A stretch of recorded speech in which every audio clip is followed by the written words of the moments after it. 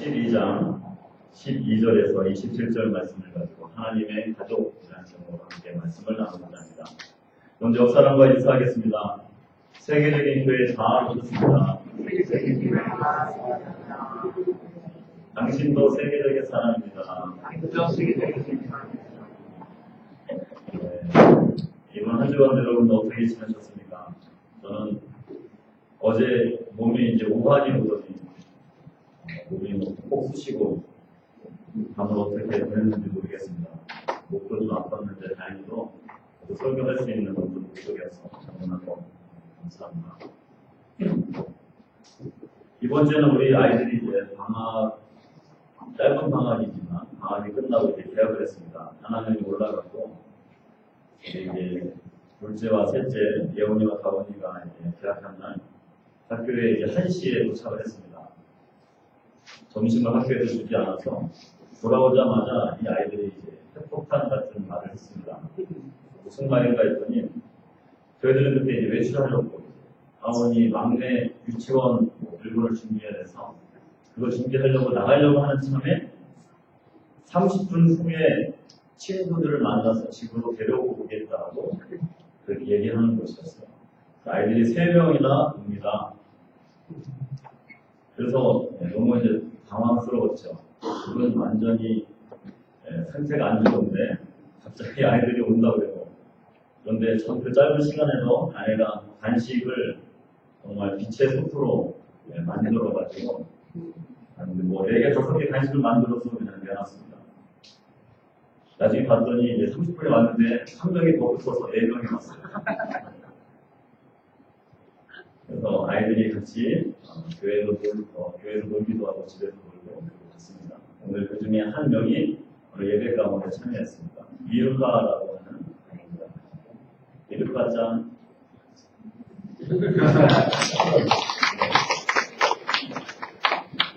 다른 친구들도 학교에서 만났는데 오늘 교회로는 못 가겠다 이야기해서 미르카 짱 한 명이 왔습니다.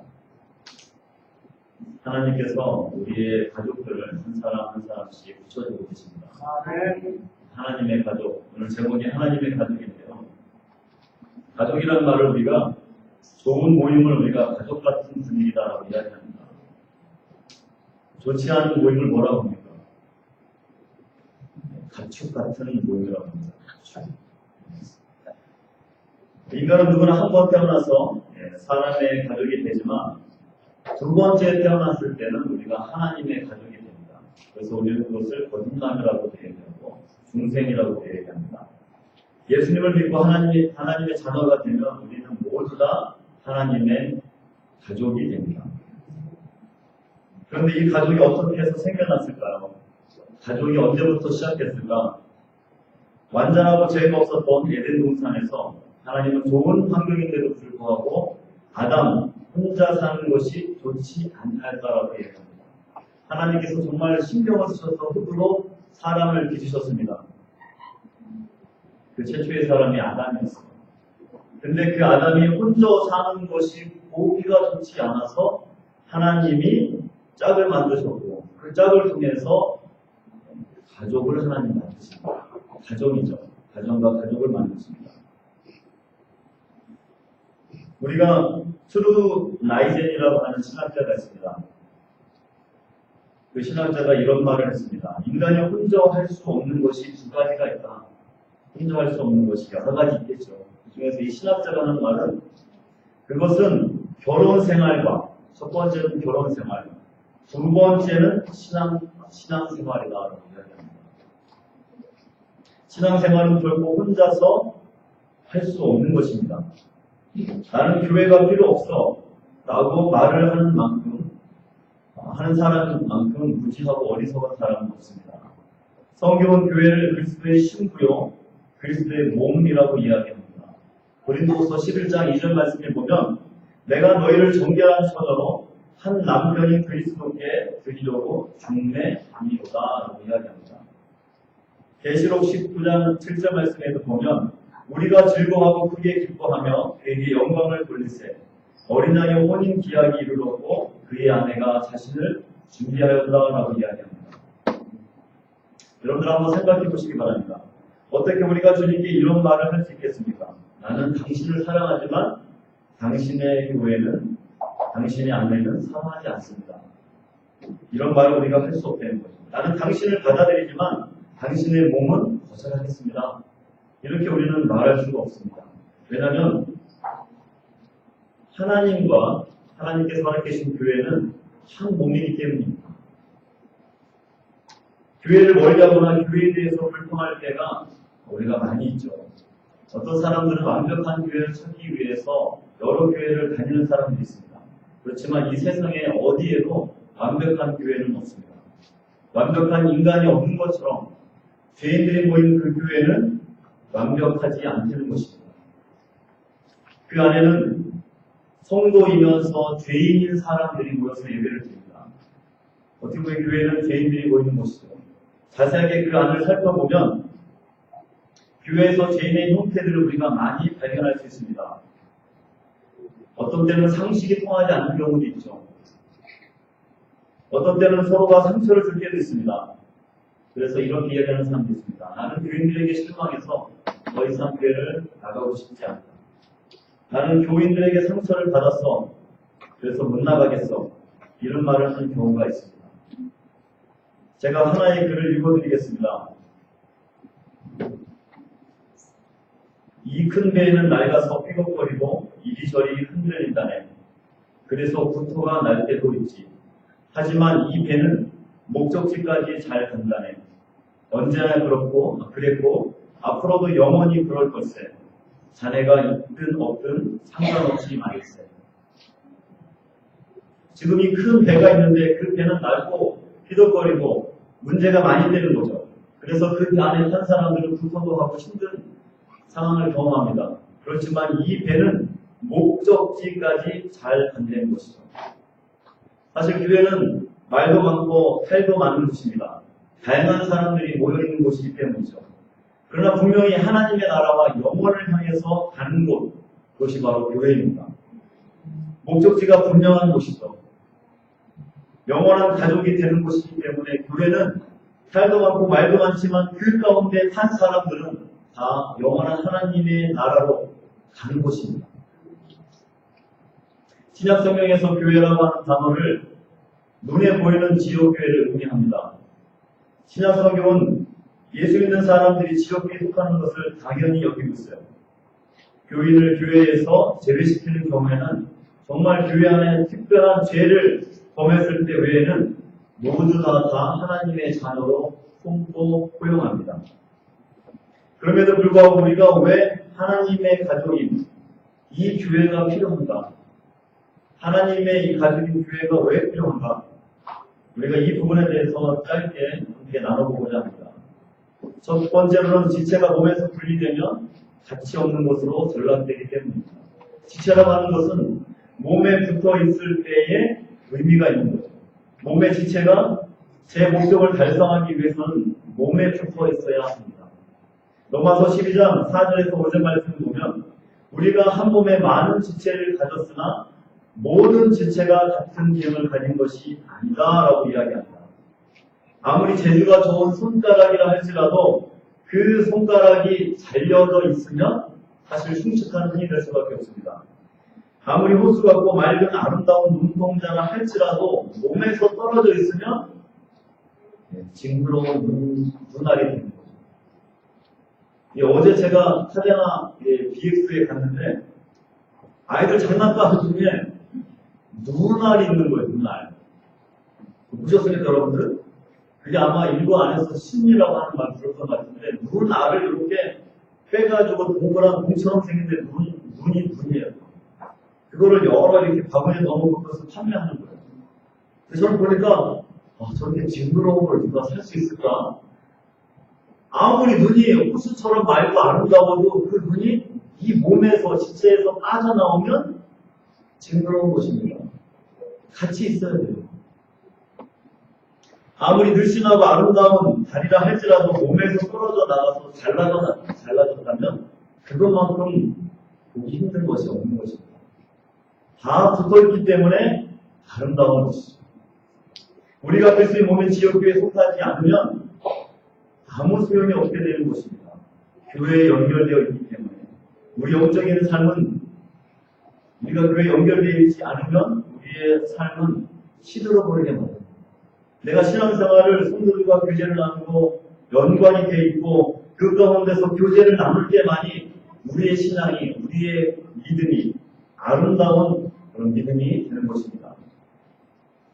가족 가운데서 분리되지 않고 붙어 있을 때, 떨어져 나가지 않고 붙어 있을 때 그 성도는 하나님이 보시는 아름다운 성도가 되는 것입니다. 두 번째로는 하나님의 가족은 영적으로 성장하도록 서로 도와주기 때문에 하나님의 이 가족이 필요한 것입니다. 신약 성경에는 서로라고 하는 단어가 50번 이상 등장합니다. 서로. 우리가 서로 사랑하고 서로를 위해서 기도하고 서로를 위해서 격려하고 서로 권고하고 서로 무난하고 서로 섬기고 서로 받아들이고 서로 존경하고 서로 짐을 나누는 것이죠. 그리고 또 서로 용서합니다. 그리고 서로 헌신하는 모습을 갖게 됩니다. 이런 모습들이 우리를 더욱 아름답게 만드는 것입니다. 가족으로서 행해야 될 책임이면서 교회에 속해 있는 이 교제를 통해서 우리는 하나님께서 보시는 아름다운 이 가족이 되는 것이죠. 나를 위해서, 나 혼자만이 아니라 다른 사람을 위해서 내가 서로 섬기는 것입니다. 십자가의 성 요한이라고 하는 사람이 있습니다. 그 사람이 이런 말을 했어요. 고결한 영혼이 홀로 있으면 불붙은 석탄이 홀로 있는 것과 같아서 더 뜨거워지는 게 아니라 더 식는다. 불붙은 석탄이 홀로 있으면 그것은 금방 식어버린다는 거죠. 저는 이것을 제가 시골에서 자랐기 때문에 너무 잘 알고 있습니다. 저희 시골 집에서 그 사랑방 아궁이가 있습니다. 사랑방에서는 이제 소여물을 이제 썼어요. 소여물을 쓰는데 어느 날 저희 어머니께서 야, 불 좀 떼라 그랬어요. 근데 보니까 이제 집이 별로 없고 큰 나무들이 있는 거예요. 그 나무 장작 이렇게. 그래서 그 장작을 하나 딱 집어주니까 아궁이가 작아가지고 거의 꽉 차다시피 하더라고요. 그래서 이거 어떻게 불을 붙이지 해가지고 그냥 신문지 같은 거 넣고 막 불을 붙였어요. 근데 연기만 나고 불이 안 붙는 거예요. 나중에 이제 저희 어머니가 지나가면서 보더니 이런 미련한 놈 같은 게라고 하면서 그거를 큰 장작을 딱 빼고 작은 장작을 이렇게 집어넣으면서 그 안에다가 불을 붙이니까 나무가 금방 불이 붙는 거예요. 너무 신기했어요. 똑같은 불인데도 하나만 있으니까 불이 안 붙는 거예요. 근데 여러 개 나무가 같이 있으니까 그 불이 커지는 겁니다. 신앙생활도 마찬가지입니다. 혼자 열심히 하는 것이 아니라 다른 사람과 같이 할 때에 그 가운데서는 불이 커지는 것입니다. 하나님의 가족들은 그렇게 하나하나 같이 붙어 있을 때, 서로 교제를 나눴을 때에 뜨거워지는 것입니다. 불을 끄는 방법도 간단합니다. 불이 막 뜨거워졌을 때 그 중에 제일 큰 나무 하나만 딱 빼면 불이 그냥 시들시들해지고 사라져버려요. 신기하죠. 세 번째 그리스도의 몸은 우리의 은사를 필요로 하기 때문입니다. 그래서 교회라고 하는 것은 은사를 필요한 거기 때문에 서로 하나님께서 각각 은사를 주어드리는 것이죠. 고린도전서 12장 6절에서 8절 말씀 우리 이것도 본문에 보면 우리에게 주신 은혜대로 받은 은사가 각각 다르니 꼭 예언이면 믿음의 분수대로 꼭 섬기는 일이면 섬기는 일로 꼭 가르치는 자면 가르치는 일로 꼭 위로하는 자면 위로하는 일로 구제하는 자는 성실함으로 다스리는 자는 부지런함으로 긍휼을 베푸는 자는 즐거움으로 행치리라. 하나님은 우리가 은사를 발견하고 발전시켜서 교회를 섬기기를 원하십니다. 그래서 교회에는 은사들이 필요합니다. 그렇기 때문에 우리는 더 넓은 차원에서 교회 사역에 우리가 같이 하나가 되어야 됩니다. 식당에서 음식을 준비하는 것도 혼자 하면 힘들지만 같이 하면 그래서 음식을 잘하는 사람이 준비하고 나면 힘이 들지 않는 것입니다. 저는 우리 오키나와 교회 손님들이 많이 오시죠. 그래서 여전히 어느 때는 누가 손님인지 누가 주인인지 모를 때도 있어요. 그렇지만 우리는 모두 다 주인입니다. 주인이어서 그렇지만 손님은 책임을 질 필요가 없어요. 한 번 식사하고 가시는 분들이 있기 때문에. 그렇지만 주인은 책임을 지는 자리에 있는 사람입니다. 그래서 우리는 다른 것보다도 우리는 늘 주인의 자리에서 자신이 가지고 있는 은사를 통해 누군가를 섬기는 일을 우리가 해야 된다는 거죠. 섬기는 자리에 있을 때 우리는 신앙이 성장하고 자라나고 그런 교회 안에 우리는 하나가 되어집니다. 제가 동순교에서 사역할 때 일입니다.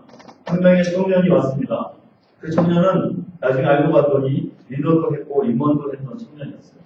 어느 유명한 교회에서 열심히 사역하다가 교육자에게 상처를 받고 방황하고 또 방황하다가 동순교회까지 오게 됐던 것입니다. 새 가족을 면담할 때 이 청년이 이런 말을 했어요. 저는 아무것도 하고 싶지 않습니다. 저를 그냥 치료로 내버려 주십시오. 저는 치우고 싶어서 이 교회에 왔습니다. 제가 그래서 내버려 뒀어요. 그런데 2년 정도가 흘렀을 때 이 친구가 제 바로 찾아와서 저 훈련받고 싶습니다. 저 리더하고 싶습니다. 그런 말을 하는 거예요.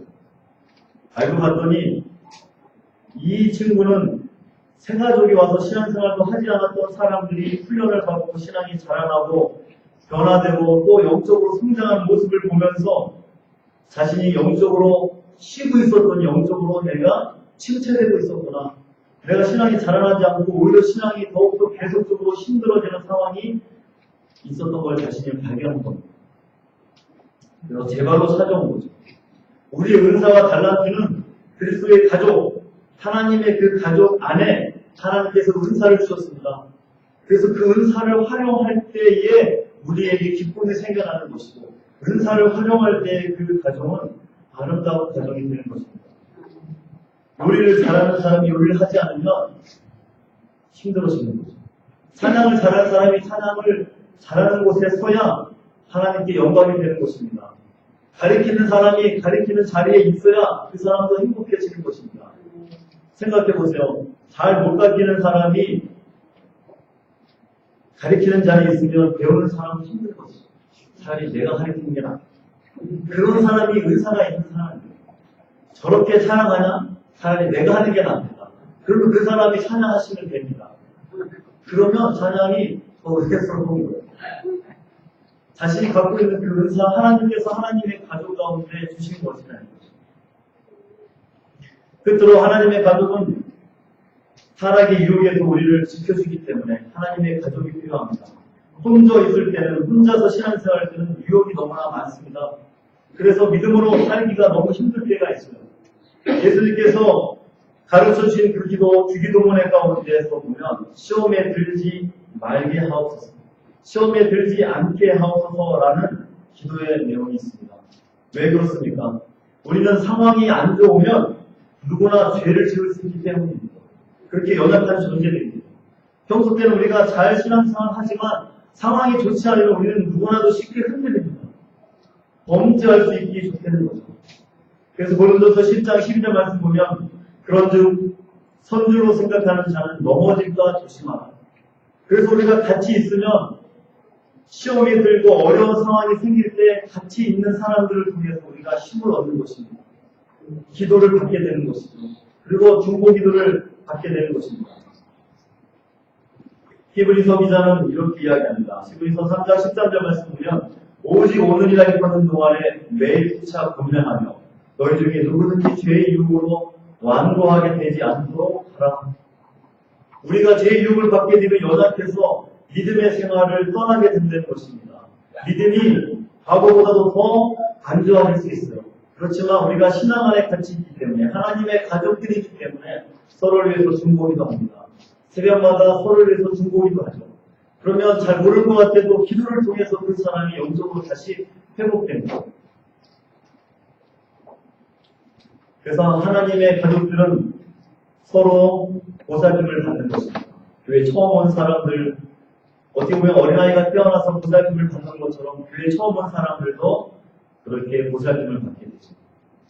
그래서 건강하게 강하고 또 하나님 원하시는 사람으로 성장하게 되는 것입니다. 2014년도 통계에 의하면 한국에 기러기 가구, 그러니까 가족들이 떨어져서 사는 이 가족들이 115만 명이라고 합니다. 이거 통계표가 너무나 많이 늘었어요. 가족들이 떨어져 사는 거예요. 특별히 이제 조기 유학을 보낸 기러기 아빠들이 너무 많다는 거죠. 기러기 아빠들이 한 30만 명이 된다고 합니다. 30만 명. 근데 그 기러기 아빠들이 건강하게 이렇게 잘 신앙생활 한다든지 이렇게 건강한 가정을 이루는 사람들도 있지만 대부분의 경우는 우울증과 불륜의 그 힘든 상황들을 경험한다는 거죠. 사회적인 문제를 지금 낳고 있습니다. 근데 영적인 면에서도 마찬가지라는 거죠. 하나님의 가족을 우리 부르셨기 때문에 나 혼자 신앙생활 잘할 수 있어라고 떨어져 나가는 기러기 가족과 기러기 가족처럼 떨어져 나가게 되면 그 신앙생활을 성장할 수가 없게 됩니다. 우리는 어쨌든 하나님의 가족으로 불러주셨기 때문에 살도 많고 말도 많은 곳이 교회지만 우리가 서로 붙어 있어서 서로 하나가 되어질 때 그 속에서 우리의 신앙을 자랑하고 하나님이 기뻐하시는 교회의 모습으로 나가는 것입니다. 그것이 바로 영적인 가족이며 하나님의 가족입니다. 이 하나님의 가족은 그런 관계의 가족보다도 더 중요합니다. 왜냐하면 이 하나님의 가족은 영원히 함께하는 가족이기 때문입니다. 이곳에서 잠깐 신앙생활하는 것으로 끝나는 것이 아니라 하나님 나라에서 영원토록 함께 주님을 찬양할 가족들이기 때문에 너무나도 중요하다는 것입니다. 이 시간에 제가 영상을 보다가 굉장히 감동을 받은 영상이 하나 있습니다. KB 국민은행 금융에서 만든 영상입니다. 가족이라고 하는 제목의 영상인데요. 이 영상을 보면서 제가 한 2번 정도 본 것 같아요.